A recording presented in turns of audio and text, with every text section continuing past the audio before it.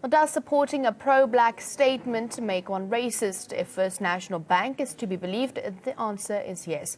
The ANN7 has in its possession the charge sheet against one of the 4 employees who was sacked last year for their political comments.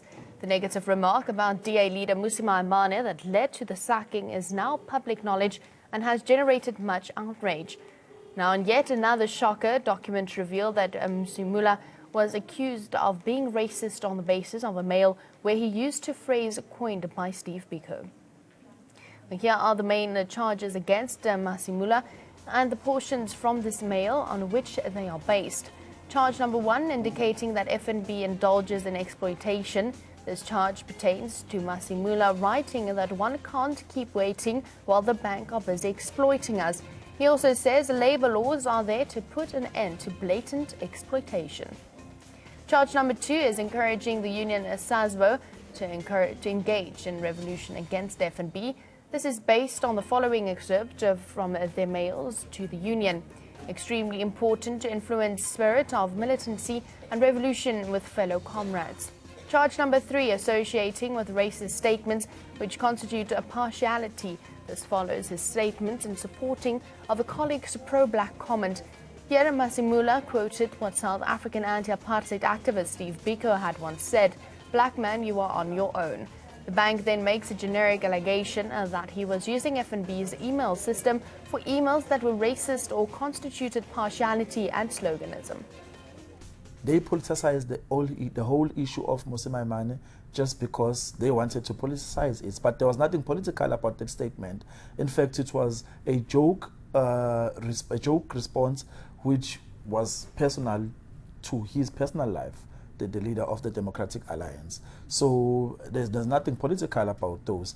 And the only statements that maybe they might deem political was the quotes that we actually, both of us, with my former colleague, Spamandla Masimula, was when we quoted Steve Biko.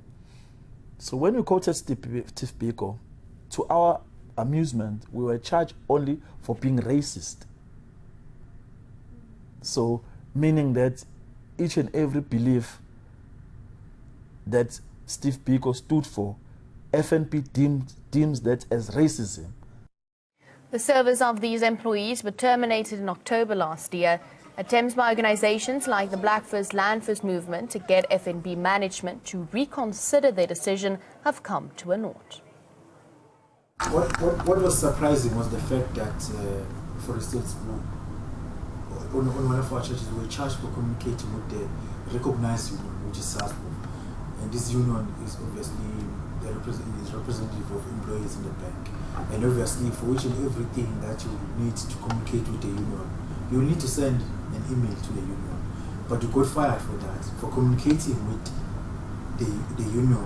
And one of the churches we charged, for instance, for the fact that we encouraging the union to fight for employees. So they deemed that as encouraging the union to be militant.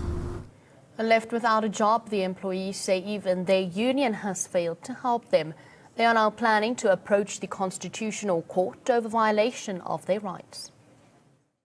We had numerous communication with the union because we had failed it. We had seen it as particular state that the union is failing us. In fact, the union is just an extension of the bank because we had raised so many matters with them and then they will take forever to come back to us. But they never really assisted in quite a lot of things that were raised.